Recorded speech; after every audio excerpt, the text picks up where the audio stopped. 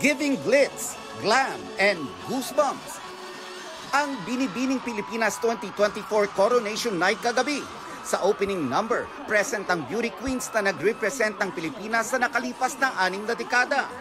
Sa pambihirang pagkakataon din, nagsama-sama sa 60th edition ng pageant ang title holders, kabilang ang 4 na Miss Universe queens ng ating bansa.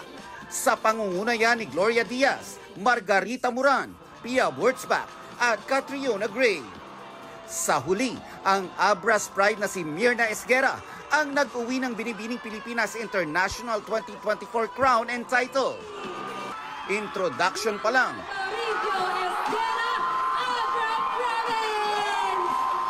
swimsuit,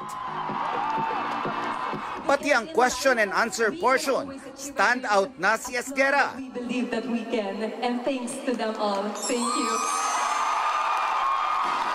Kinoronahan namang Binibining Pilipinas Globe 2024 ang Pampanga representative na si Jasmine Bungay. First runner-up si Crystal de la Cruz ng Zambales at second runner-up si Tricia Martinez ng Pila Laguna. Kabilang sa humarana sa kanila, ang P-Pop Kings na SB19. Nelson Canlas updated sa Showbiz Happenings.